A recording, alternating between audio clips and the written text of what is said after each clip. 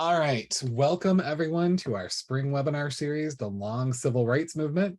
I'm Dave Johnson. I'm currently serving as past president of MCSS, as well as the Online Learning Committee chair. And I'm very excited for tonight's programming. We are closing down a 4-part series, and the recaps for the other 3 are already up. And hopefully you will be able to access those and go back and see anything you might have missed. As many of you know, events stemming from the summer of 2020, most particularly the murder of George Floyd, resulted in MCSS putting out one of its first organizational statements that it has in many, many years. And we promised then to use our collaborative voice to make positive changes in education and our local communities.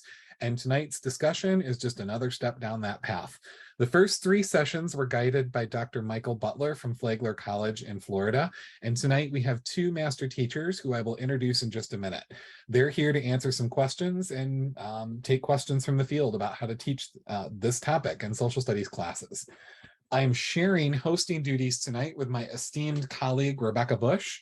Rebecca is currently the MCSS president, and in addition to those duties, she is also the social studies consultant for Ottawa Area Intermediate School District by day. She also teaches secondary methods courses at Hope College and works with interns at Michigan State University. And aside from all of those professional qualifications, she's just a delight to work with. So I'm glad she was able to join us and be part of our discussion tonight. There's a lot going on in this slide, but there's a lot going on with MCSS. MCSS is a nonprofit organization staffed entirely by volunteers.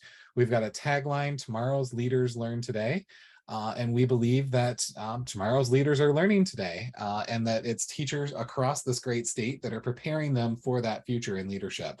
Whether a current member or not, we hope you'll consider joining or renewing your membership with us as we seek to partner with and support you in this important endeavor. For $40 a year, MCSS members gain access to special webinar recaps like this one and other webinar series that we may host. You receive the MCSS Toolbox, which is a publication just for members that contains tips and strategies for teaching social studies. We run an annual Olympiad for students, which is an amazing opportunity to showcase the great things your students are doing. You'll receive 2 issues of the Great Lakes Social Studies Journal each year. This was a new peer-reviewed journal we launched last year that contains articles on theory and practice. You'll receive a discounted rate to our annual conference, which is coming back in person next year to beautiful Traverse City, Michigan.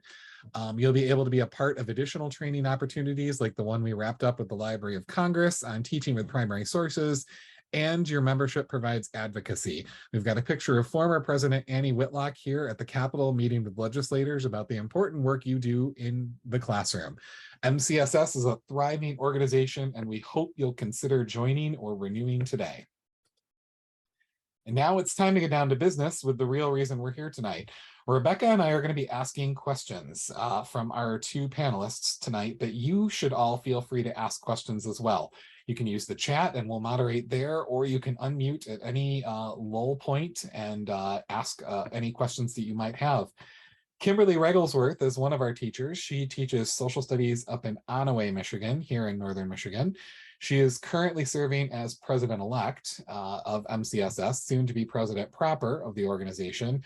And if I were to list off all of her amazing accomplishments, we would be here until next Thursday. But as far as highlights go, in addition to being a founding member of the PAST Project, a Michigan Open Book Project writer for High School Civics and High School World, a partner with iCivics and a James Madison Fellow, Kimberly is also a Teach Plus Senior Policy Fellow. So there's a lot going on in her life, and we are glad that she's here with us tonight.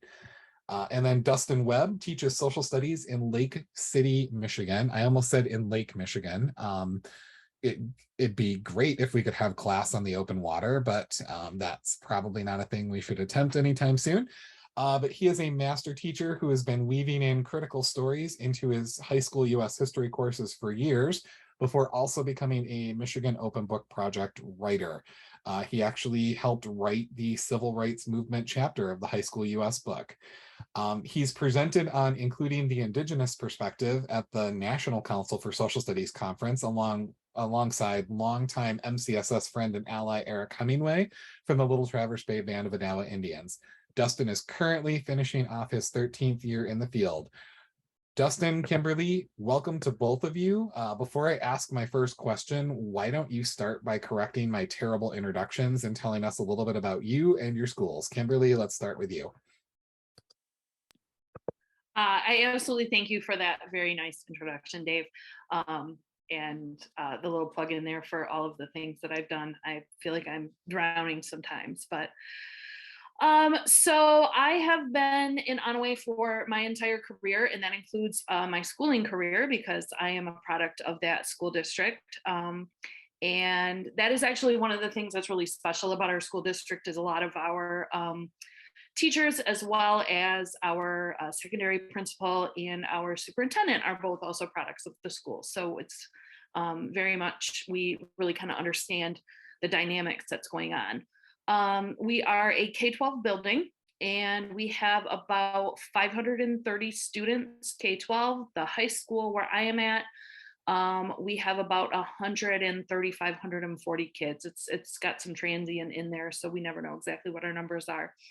Our school is almost 100% white. We have a few African-American students, a few Latinx students, and then a few Native American students as well. So fairly low social economic status, pretty high free and reduced lunch qualification, obviously. And it's very much a blue collar place. Lots of people make their living working in the woods in like the logging industry, and just about everybody hunts or fishes or both.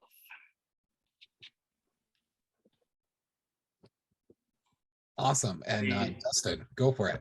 Yeah, so very similar demographic that I teach here in Lake City in terms of we're very rural. We're very small. We're not as small as Onaway. We've got about 360-ish kids in the high school, and we have our own separate building from the elementary. So,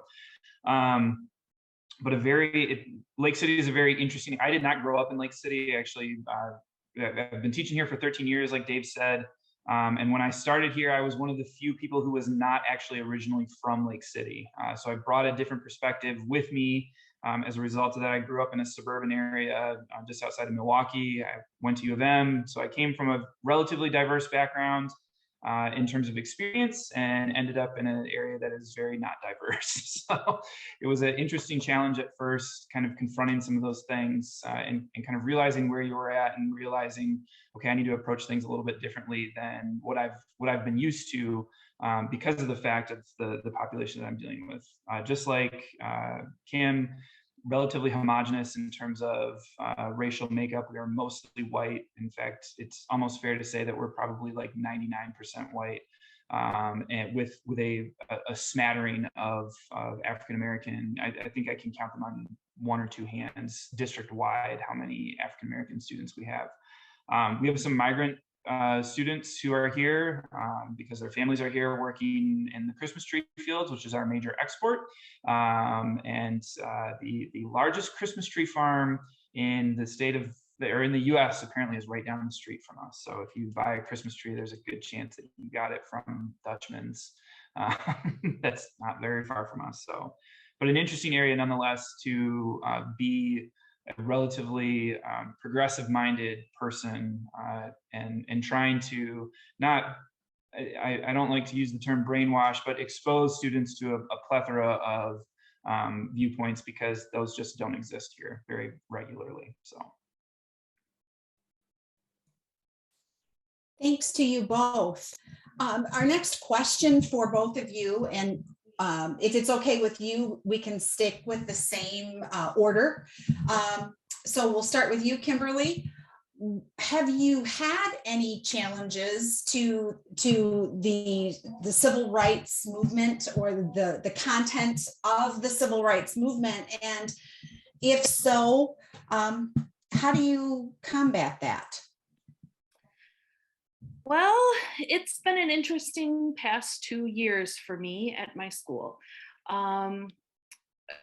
During the shutdown, right at the beginning of COVID, so in the spring of 2020, I've used Donors Choose quite a bit to get materials for my classroom, books and this and that, whatever. And there was a particular project that was being funded because of the tragedy with George Floyd and all of the kind of racial unrest that was going on during that first part of the pandemic. And there was an African-American owned bookseller in, I want to say Georgia, but I'm not even sure about that, that was matching funds 100% for books that had to deal with teaching about race. And I had just finished the adult version of Stamped by Ibram X. Kendi, and knew that there was a young adult version, and thought this would be a great book to use with my current events class. So I posted the project, put it out there in the social media world, and it got funded really, really quickly. And I was very excited. I thought, all right, I'm going to get these books. I'll read it over the summer myself just to compare, get lesson plans all made up, and we'll do it in the fall. I didn't really think anything more of it. I thought this will be good. Read the book. The book was cool. I thought the kids are going to like it. It's written in, a younger vernacular, so it would be a great book for them. Got all the way through the book, had a few pushbacks from a few kids, but for the most part, it was more, they were just grumbling because they didn't want to have to read a book. And once we got through the book, I thought it went really well. We had some great conversations in class. And then about a couple of weeks after we finished the book, my superintendent caught me in the hallway and said, hey, can we meet? I have a couple of things to talk to you about. I didn't even think it was anything. I'm like, oh yeah, sure. And so when we sat down, he let me know that he had had contact from a parent, not a parent of a student that was in that class, mind you. That's a really important point, I think, to make, who was upset that I had used our students' low socioeconomic status to talk about why we needed help in purchasing the books. And that I was then going to tell the students, once we got the books, how privileged that they were because they were white, and that they didn't have to fear any sort of discrimination or anything like that in their lives, which really kind of threw me for a loop, because I thought that isn't anything at all like what I was trying to work on. This escalated. I won't go into all of the details, but it escalated over the course of more than a year. And just about everything that I was doing in my classroom was then being questioned by a small group of people in my community. I was lucky enough to have very, very unbelievable administrators who threw their full weight and support behind me. And maybe not a super friendly school board, but the administrators were like, look, we know what we have here, and we need to, yes, we will answer questions, but we're not going to drag this teacher through the mud because she's doing what she thinks is best for kids. I unfortunately have never really gotten a chance to confront the people that were so upset about it because they won't talk to me. But I really have just sort of continued on. I've had discussions in the classroom with students about it. They've asked me questions about what's going on. And I just really continue to kind of push forward and say, whether or not you agree with what I'm teaching, it is important for these kids in this remote little community in Northern Michigan to understand what's happening in the wider world out there. They need to be prepared so that if they leave Northern Michigan and go, maybe almost anywhere else in the country, they are going to be able to understand the different sort of life experiences that other people have had, and hopefully be able to sympathize with those people and gain a better understanding of what those people's lives were like.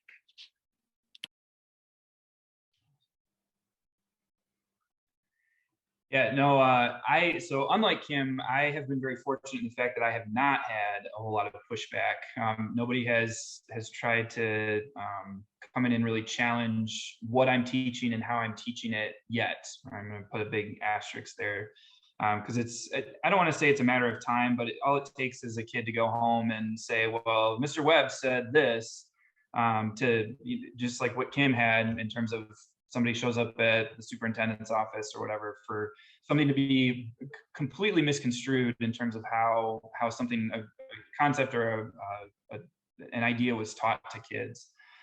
So I've been really fortunate in those regards to not have had, again, yet that challenge kind of come on full head like Kim has. So in terms of in terms of answering the second part of that, I haven't really had to do anything yet. But I don't want to say that I try and tiptoe around things, but the method that I use to try and expose kids to this, because like Kim said, like our kids live in a community that is very sheltered from a slew of other issues around not that, and one of the things that, rural poverty is real, and that's kind of the thing that I try to use with kids is like we have struggles here that warrant you as a student getting upset about it.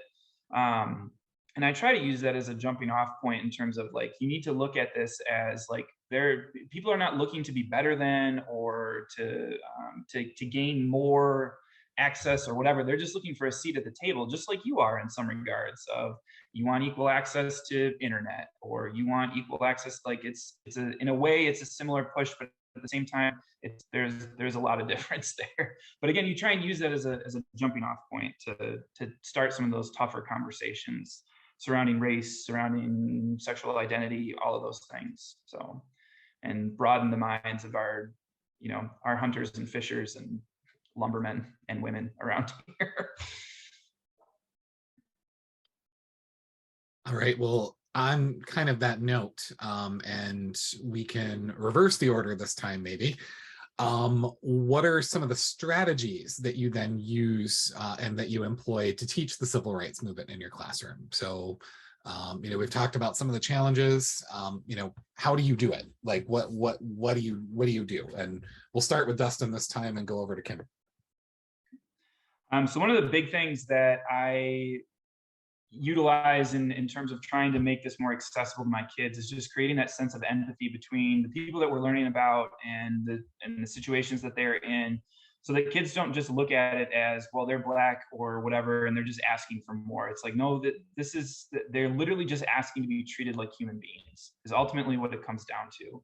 And there's nothing wrong with seeking a desire to be treated fairly from that point of view. So I spend a lot of time looking at what are these people asking for, and how are they going about asking for it? And one of the things that I do, there's studying the mechanics of the civil rights movement in terms of how did they go about trying to achieve change and gain access to some of these things that they previously did not have access to. So you spend a lot of time looking at nonviolence and civil disobedience, and why did they land on that as a strategy that was largely utilized by a majority of the movement. Then also, like Dr. Butler talked about, you can't leave out people like Malcolm X and Stokely Carmichael and the Black Panthers. And why did that half of the movement come into fruition as well? And how did those two aspects of the movement ultimately pair together to draw attention to and make known, like this is not okay, and this is how we're going to confront that.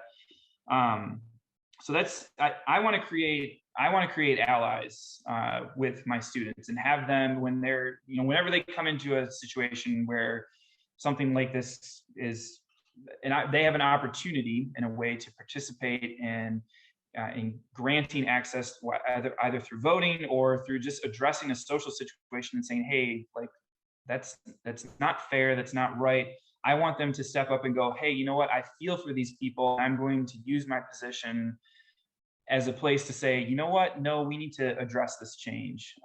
And I feel, the old adage, you can catch more flies with honey. That's kind of the attitude that I take with my kids of let's try and we're not looking to speak for, we're not looking to speak over.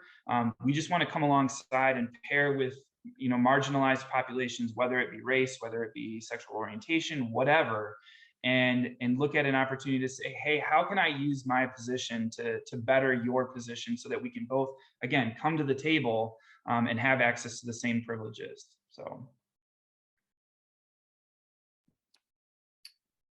ditto what Dustin said. No, just kidding. But yeah, absolutely. A lot of what he referenced are things that I'm trying to do in my classroom as well. I don't teach US history as a dedicated course. I actually teach world, but I do try to integrate a lot with talking about movements within my civics course. And so trying to maybe make connections between the civil rights movement and then the American Revolution and the movement to free ourselves from Great Britain. But then also talking a lot about like the current things that are going on within the current events class. I like to use a lot of video when I can. One, a few things that I can think of that are really impactful. I do teach a modern US history course as a kind of alternating year elective. And there's a great documentary about Emmett Till that I use with students, and they are fired up when they are watching that documentary. They cannot believe, what happened to this boy. We look at like the video of the students getting blasted with the fire hoses and attacked by dogs. And that really helps a lot for the students to put themselves in the place of, those kids in the South that was happening to, and to understand like how willing they were to put themselves out there, how important equality is to them, how important just being treated on the same level as everyone else was to them, that they were willing to subject themselves to that sort of physical punishment. And probably on top of everything else, making sure that I get in there a lot of primary documents, primary sources for kids to be able to read, to see what was going on in people's minds at the time, looking for newspaper articles and newspaper editorials, magazine articles. Sometimes, they are not easy to read with our 2022 eyeballs, but it again helps the students to understand what were some of the prevailing thoughts at the time, and why did people feel that way, and why did some of those feelings maybe go down and sort of hide for a while, and then all of a sudden are resurfacing right now in our current time, like why have they resurfaced? Why has kind of the progression that our country seemed to be making, maybe it really wasn't making. We just weren't really seeing what was going on under the surface. To kind of like pair with what Kim said, like pictures and video are so powerful for this, because it really just draws attention to like how ugly things really got for people. The pictures of the Greensboro sit-in, and I think there are some really cool pictures from that sit-in of both Black and white students sitting at the counter, and both groups being treated poor, food being dumped on them, and there's video too of them being smacked and hit by the people standing behind them. Anytime you get an opportunity to display that injustice in a way that, because and the hard part is, like Kim said, like it's hard to look at and watch some of those things, because you're just like, oh my, like how on earth did this happen?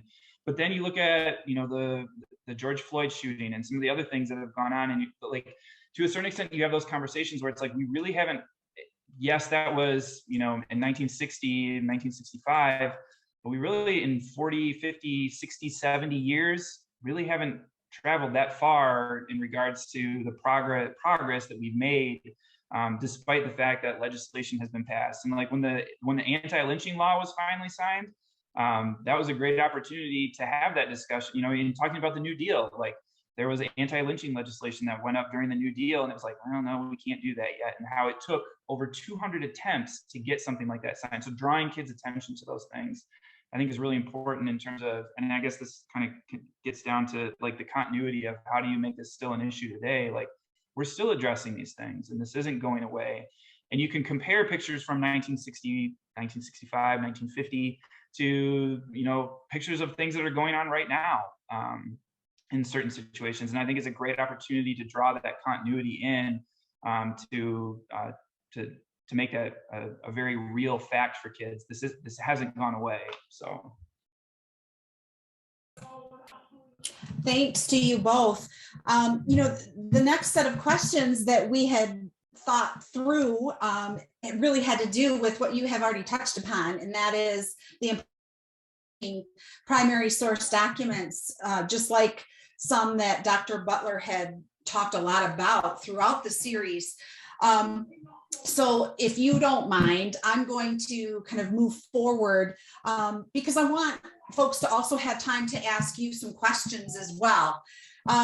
When you think about the C3 framework, for example, and you think about that dimension 4, taking informed action, and it really kind of falls along a continuum, right? There are so many different ways that students can take informed action. So as you're teaching this time period in American history, what options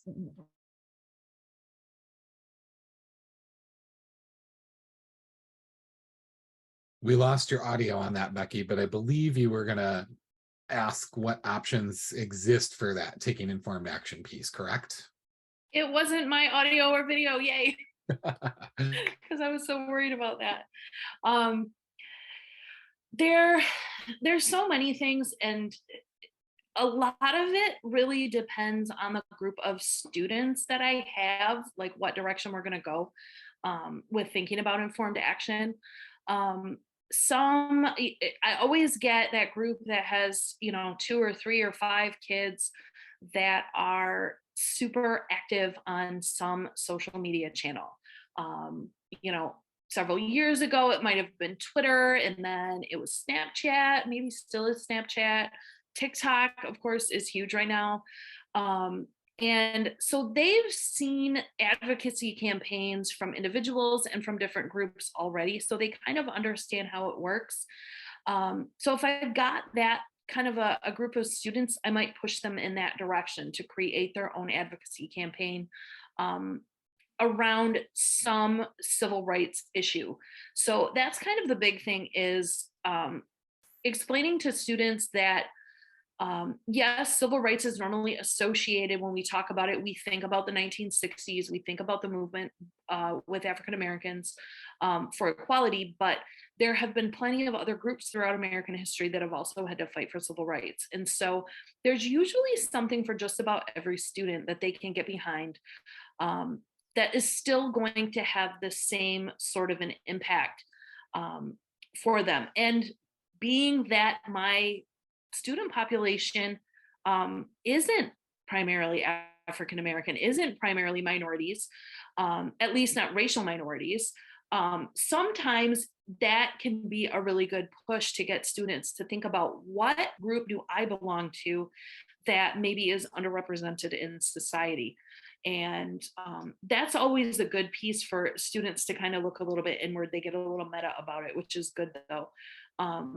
To see where they are actually identifying, and then what can they do to amplify their own voice and the voice of others that are like them. And so social media is one of the things that I really try to use. I think the big thing for taking informed action with us here in Lake City, one, again, like I've said already, is just like drawing attention to how can you as a I don't want to say a person of privilege, because that's what turns a lot of people off as soon as you start mentioning that. But how can you ally yourself to someone or something that you feel particularly passionate about? And in studying the movement, looking at, well, how did they enact change? They enacted change through grassroots movements, and how can you utilize, because one of the big things with civil disobedience here, we have a no hat rule in school, which has been an interesting thing to watch students try and combat, because they try and implement civil disobedience, but they're not super committed to it. Because as soon as they get yelled at or get in trouble for it, then the movement goes away. But using that as an opportunity and a jumping off point to say, if you're really committed to a cause, you need to be willing to, just like these individuals who we've talked about, literally in a way to put your life on the line, but also to figure out how you can, and you don't want to weaponize something, but how can you use the idea of civil disobedience in a way to enact some sort of meaningful change within our own community, or draw attention to the fact that there is an injustice of some sort or another, access to something that we don't have, and how can we change that? And again, getting them to realize that it starts with ordinary people, right? And that these people, you talk about Rosa Parks and how, despite the fact that she was a trained activist, she was just any other person that was willing to step up and make a change. When you look at, one of the people that in getting ready for this that we took a look at was Violet Liuzzo. How did she utilize her position as just an ordinary person to become a part of something that was much bigger than herself, and looking outside her own community and using that as an opportunity to help promote access for others. And like Kim said too, looking at causes beyond just race, looking at, we have a lot of, surprisingly for the community that we're in, we have a lot of trans students. We have a lot of lesbian, gay, bisexual, transgender students who are struggling with their own identity here, and using that as an opportunity to say, hey, like, how can we treat these people more fairly so that they feel like people when they're here in school, and not feel objectified and persecuted for believing that they are who they are. So that's a movement that I think is much more, not to these kids, is much more relevant because it's much more current to them. And drawing those current connections, I think, can serve as a way to say, hey, I have a friend who is, X, Y, and Z, and now I realize this, and now I understand how they feel, and now I'm going to go to bat for them when, my other friend group makes fun of them, or that kind of stuff. So using those as conversation points to try and gain some sort of groundwork for those objectified kids in our district to have someone in a different position to stand up for them. So sorry, that was kind of circuitous, but got there. So. Well, and I think that's a good segue into the next question. So how do you guys support with your students the idea that, it's not just a moment in time. It's not something that happened and then it was over. How do you support with your students the idea that the movement still continues on even today? Beyond standards, beyond the GLICs, beyond all of that. How do you guys do that?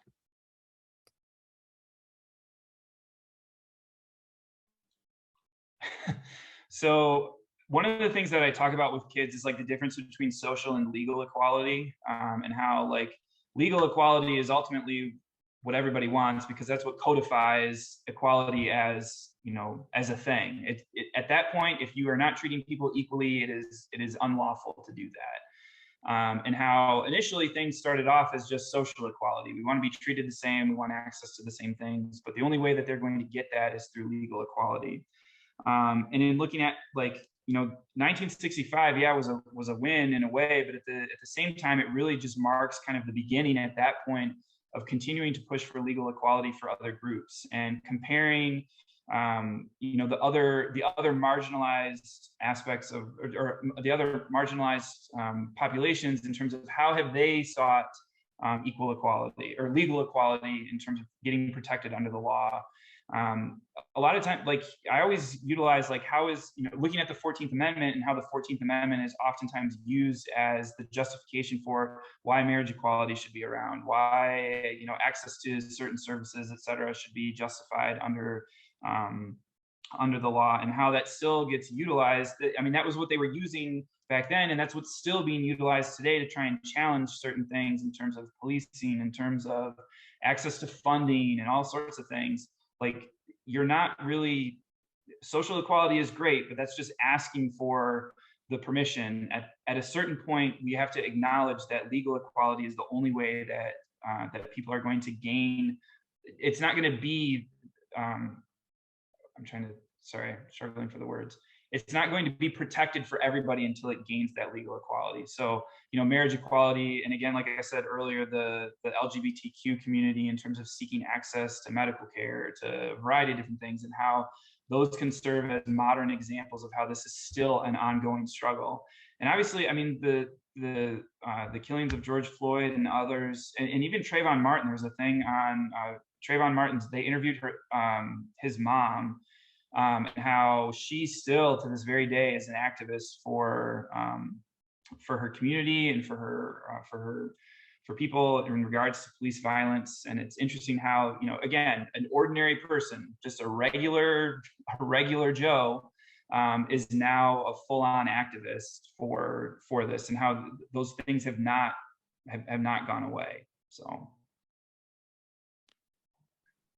And I think one of maybe the easiest places to start with students is just to talk about it as a movement. You know, it isn't an event, it is a movement. It's something that began and really is continuing. And so, you know, even just to start out and talking about like defining what a movement is before you get into talking about a specific movement, such as the civil rights movement, can kind of change students' mindset a little bit so that they're thinking, okay, this is something ongoing. This is something that is in motion still. It's not stopped, because movement, you know, it's movement, it's moving. And then trying to, again, you know, with teaching current events, just trying to link things that are going on currently. Think about different groups of people and what are the reasons why people might single them out being different. Specifically, something that we always talk about is the wage gap between men and women. Let's look at, you know, how much are women paid, how much are men paid for doing the same work. If it's not $1 to $1, we're not there yet. And then also can look kind of to diversify that out, and you can say, okay, even more than that, for white women, it's this much, but for Black women, it's this much. And for Latinas, it's this much, and Asians is this much. So we can really look at some of that spectrum of differences, even within one gender. You know, why are these different groups paid even less? And then you can get into talking about the intersection of race and gender and sexual orientation and everything else that is in these different movements. And so I think, you know, just trying to make those connections to things that students can see with their own eyes that's happening right now in the United States, right now in the world, can help them to understand that although progress has been made, until we're all equal, we're not all equal. And as Dustin was saying, you know, you've got to get those legal protections because, but you also have to change the minds of people, because you can have a law, but that's not going to change what someone thinks. And I think that's the harder part. That's where we need to focus, I think, in the direction that we need to go, is to really think about helping students to understand that despite all of the differences that we have, we're all still human. We're all still deserving of the same amount of equality and dignity and appropriate treatment, regardless of any of these things that make us different. There's more that makes us the same.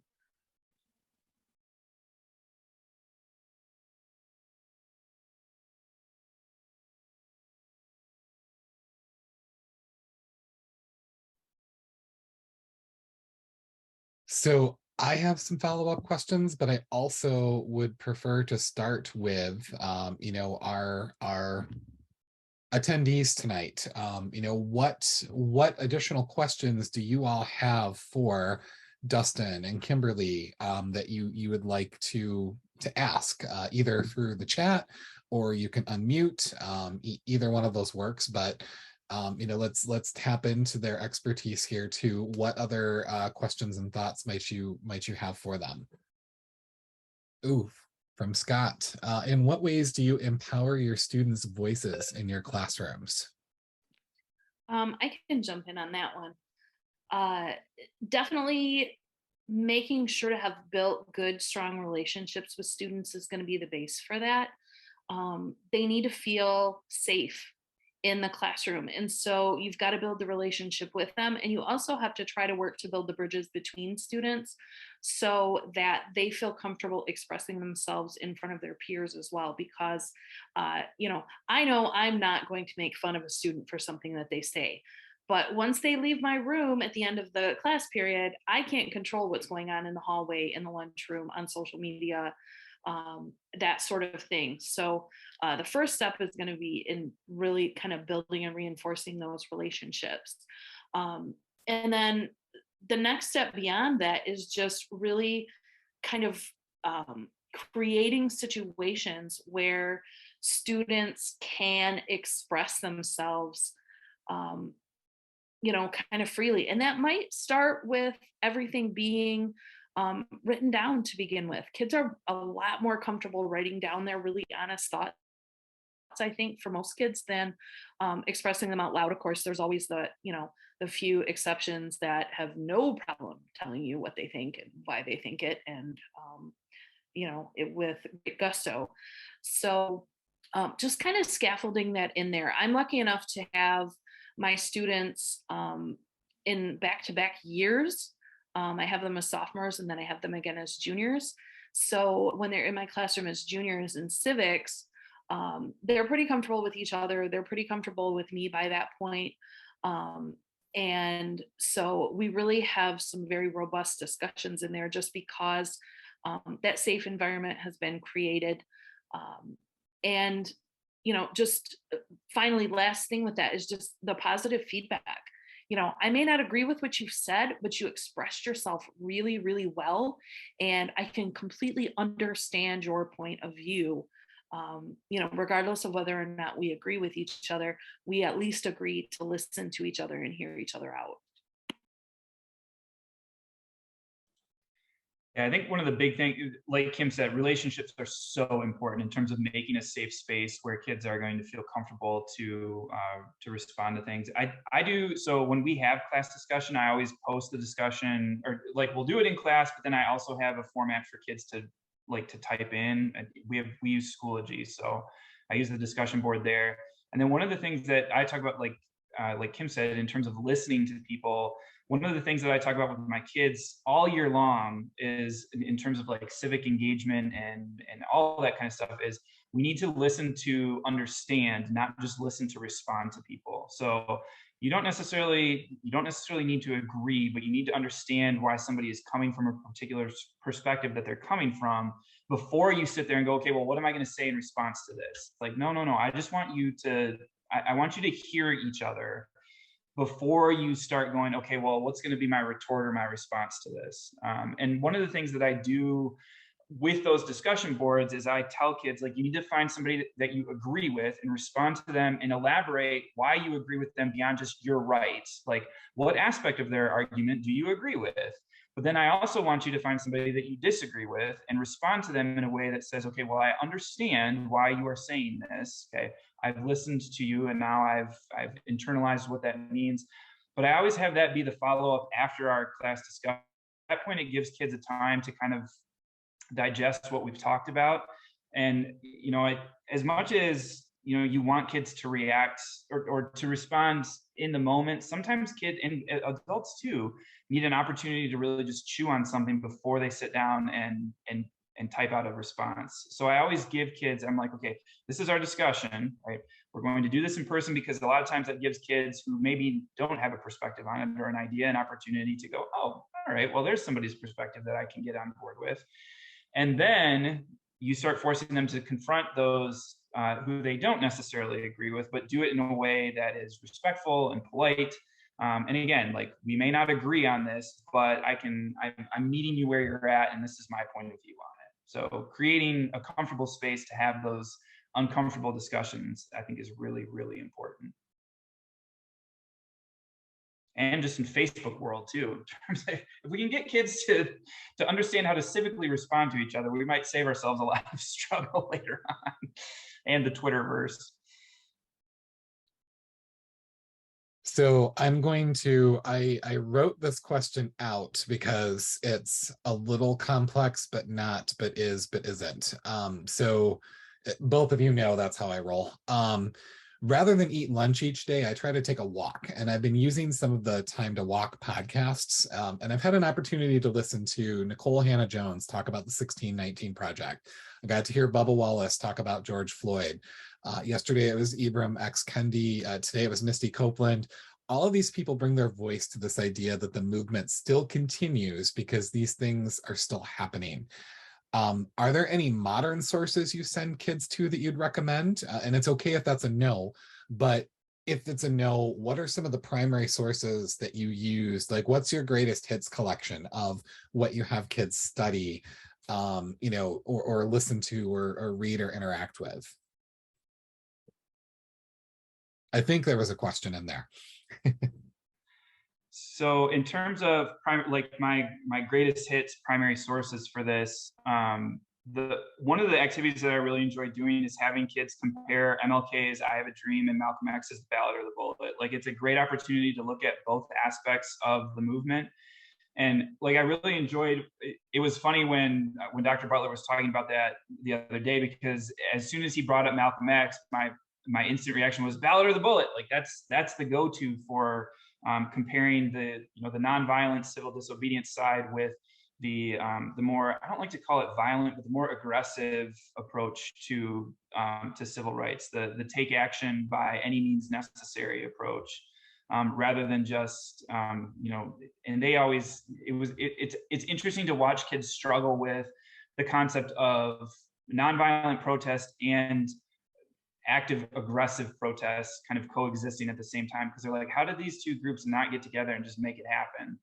But when you look at progressive movements throughout the course of history, that's been the struggle. When you look at the progressive movement in and of itself, the struggle between a variety of different groups who are ultimately, in a way, fighting for the same thing, but are fighting against each other, and they don't realize it until a lot later on. So that gives a great opportunity to see two times in history where people were actively working towards the same thing, but in a way were working against each other. And I love how he brought up how later on Malcolm X met with Coretta Scott King and apologized to her, and realized, like, we have so much more in common than we have different, like Kim said earlier. And I wish I would have looked at it that way when I was, saying the things that I was saying, because we could have accomplished so much more together than against each other. Other activities that I love using, mostly because our kids go down to Greenfield Village and they sit on the Rosa Parks bus. So that's an artifact from the movement that they have literally sat in. Which is a great connection point, because at that point you can say you have literally touched something that was a part of this movement in a way that was nobody could have ever imagined being a part of it. There was a great inquiry about the Montgomery bus boycott. There's the SHEG one, or the Stanford History Education one, which deals with a variety of different points of view on why, how the Montgomery bus boycott was successful.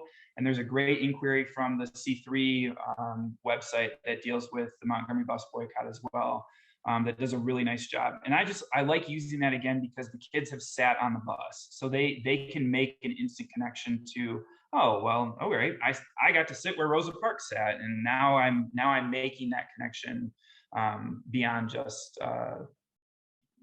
it being this ethereal bus that's referred to. I've literally seen it. So. And then can I? Oh, sorry. Yeah, go for it. No, go ahead. Wait, Becky put something in the chat about. So I love Mr. Rogers, not just because I grew up on Mr. Rogers, but because he deals with some tough things and does it in the most non-abrasive way ever. Whether it be religion, whether it be the civil rights movement. And one of my favorite episodes of Mr. Rogers, not because I saw it when it aired live, but because it's played later on, is the one when he sits down with the policeman who is Black. And I can't remember the actor's name, but it was during the time when they were putting bleach and acid in the pools so that African Americans wouldn't swim in the same pools. And he has this little kid pool that he's sitting on, and he is sitting there with just his feet in there, and he invites the policeman to come and sit with him and take his shoes off and wash his feet in the same pool, which there's the religious metaphor there, but there's also the civil rights metaphor there as well. And it was one of those episodes that is just so like, it is so intentionally crafted to draw attention to so many different things. And it does it in such a subtle way that it makes the act of sitting down and putting your feet in the pool with someone who just so happens to have a different color skin, it should not be a big deal. And I love the way that he goes about doing that. There's a great podcast on Fred Rogers. It's called Finding Fred, and it's so well done in terms of just so many different things that he did in his life, not only for the civil rights movement, but just for people in general. And one of the things that I preach to my kids is all about just being kind to each other. Those are things that I preach to my own children, just listen to people and be kind to them. And ultimately, and I've recommended that podcast to anybody who will sit through it and listen to it, because it's so well written, it's so well produced, and they just look for all the different things that he did.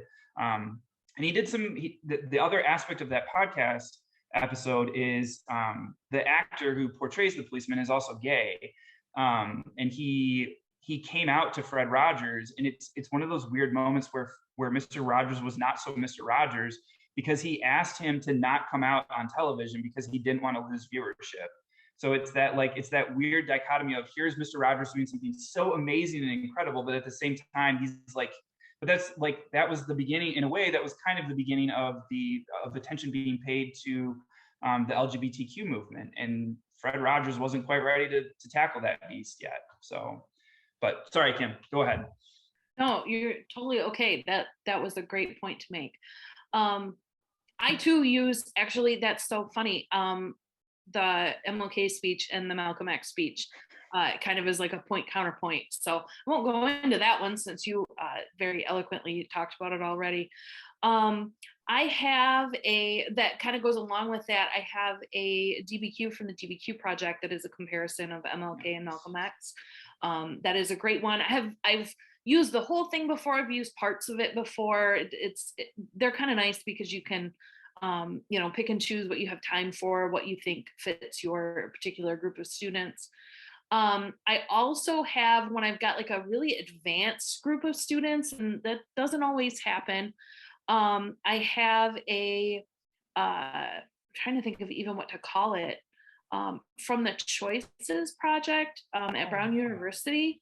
I use teaching as well. That was a little bit more of an appropriate group, but I've had a couple of my modern US courses that have been like mostly seniors, or like seniors and juniors, so pretty advanced kids. Big undertaking. It takes about a week or so to go through it, but it's all about the 1968 Democratic Convention. And the racial split that happened with that. And so it's really, really informative if you've got a group of kids that will really take the time, and that they're going to take home the background information and read it, and they're going to come prepared to play their role in it. If you're not familiar with that, it's similar to like a role playing. There's a lot of background and scaffolding that goes into it, but then the students actually come together and have multiple different roles that they play as in groups, where they try to solve the issue as it actually was unfolding without really knowing what happened in the end. And then you kind of debrief after you're all done and go through what actually happened in history. And so it's really informative for the students. They come up with a lot of really great unique ideas with that. Something else that I like to use that kind of has a current connection to it is teachrock.org, which is, kids go crazy about it. It's music, but it's history lessons through the music of the time period. And they have almost every kind of little nook and cranny of the civil rights movement is covered in there. So you have, the main movement with African Americans. There's a whole section having to do with LGBTQ that talks about Stonewall. There's a lot that deals with the women's liberation movement. There is a whole section of Native American musicians and the Red Power movement.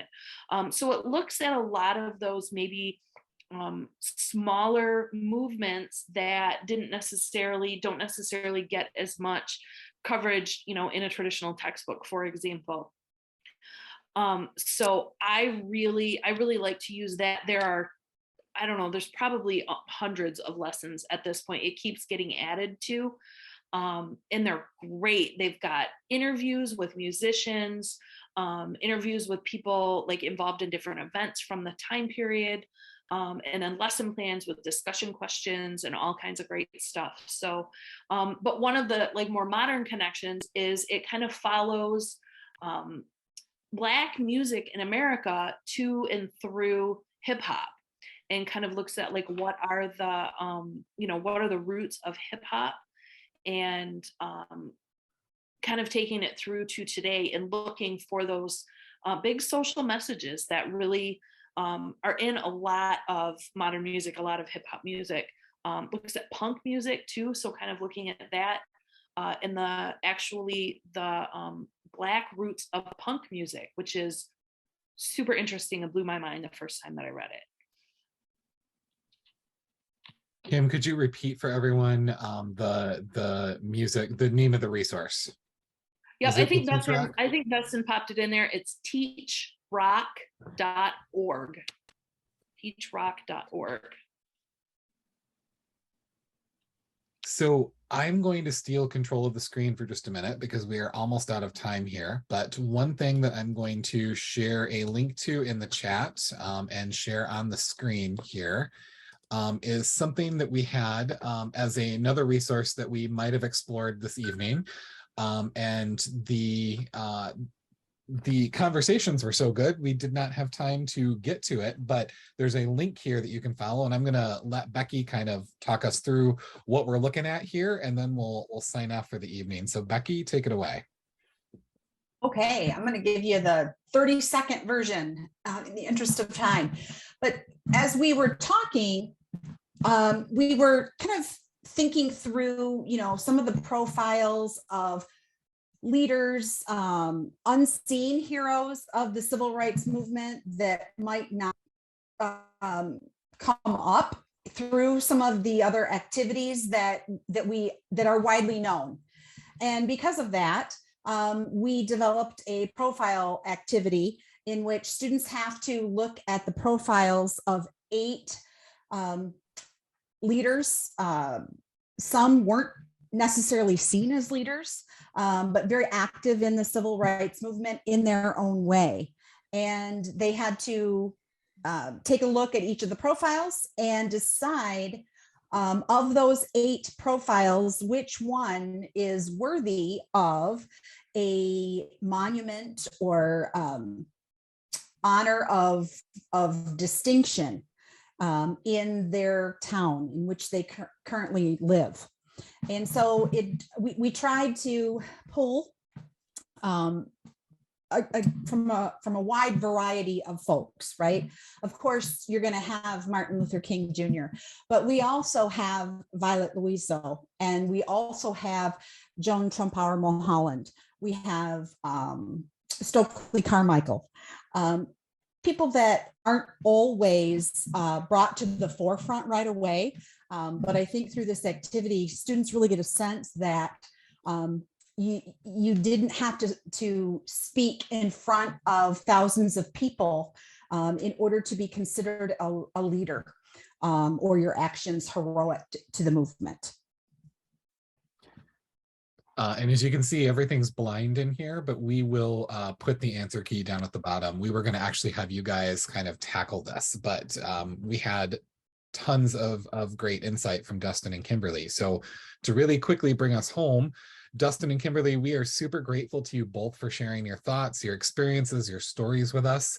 And on behalf of the Michigan Council for Social Studies, wanted to thank you for your time presenting to us tonight, and thank all of you in attendance for attending this evening. The people listed on this slide have all played a major role in making everything we do happen, from our leadership on the executive board, my awesome minions on the online learning committee, and all the district representatives who serve as a pipeline between you and the organization as a whole. We hope you'll consider becoming or renewing your membership to stay active with MCSS. We're all here to help and we love what we do. But on behalf of everyone listed here, we hope you have a really fantastic evening and a really, really wonderful and quick end of your school year. But thank you everyone so much for being a part of this series, and we'll stay tuned. We'll see you back here next fall.